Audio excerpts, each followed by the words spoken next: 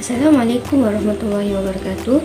Nama saya Nurul Hilal binti Mak Rasli, pemegang nombor matrik BA 1910818. Di Sabah, kesedaran dalam politik agak lambat.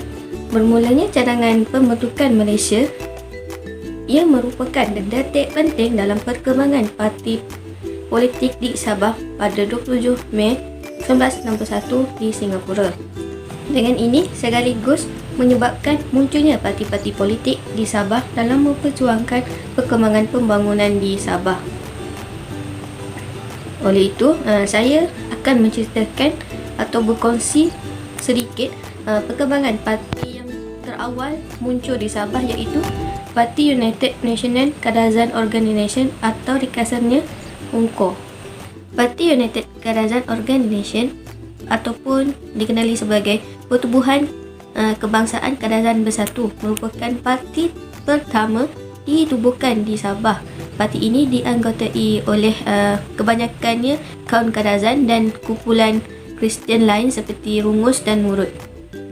Antara tokoh penting dalam membangunkan parti UNCO ni ialah Donald Stephen, Peter Mojustein,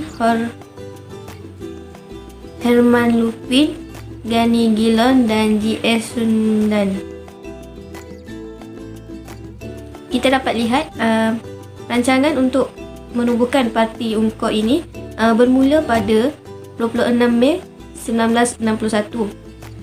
Parti ini ditubuhkan berasaskan penyatuan pertubuhan sosial dan kebudayaan orang Kadazan di seluruh Sabah untuk membentuk satu pertubuhan politik. Proses pembentukan Parti UNCO telah dipesatkan lagi apabila pada 27 Mei 1961 Tengku Abdul Rahman mengumumkan di Singapura cadangan gagasan Malaysia. Rentetan daripada pengumuman gagasan Malaysia ini, Persatuan Sosial Budaya Kadazan telah mengadakan satu kongres persatuan di rumah kediaman Donald Stephen. Dalam kongres tersebut, satu resolusi telah diluluskan bagi menubuhkan satu lembaga pusat untuk menyelaraskan semua kerja-kerja persatuan Kadazan di Sabah. Daripada kongres tersebut, mereka telah mengambil keputusan untuk menamakan lembaga pusat itu sebagai The United National Kadazan Organisation ataupun UNCO.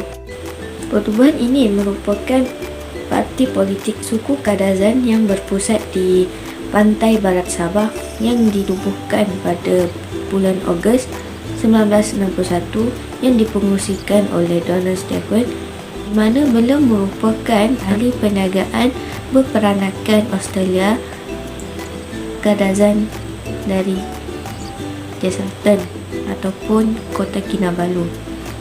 Beliau adalah saudagar balak dan juga terkenal sebagai pengarah akhbar North Borneo News and Sabah Times. Kekayaan hasil konsesi balak yang diperolehi daripada penjajah British telah membolehkan rampung pembelajaran kegiatan parti politik UNCO.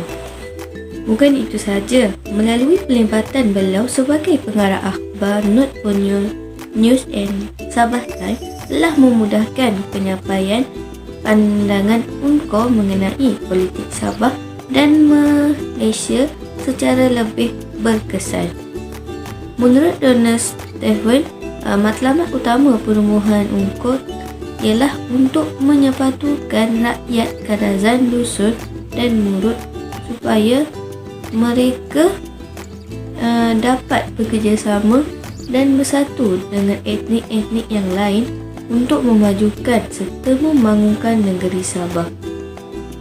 Dan itu juga tujuan penubuhan parti UNCO ini juga adalah untuk memperkukuhkan lagi perhubungan di antara Kadazan dan Dusun agar mereka ni dapat memperjuangkan satu cita-cita dan satu matlamat dalam politik dan tegas dalam pendirian mereka.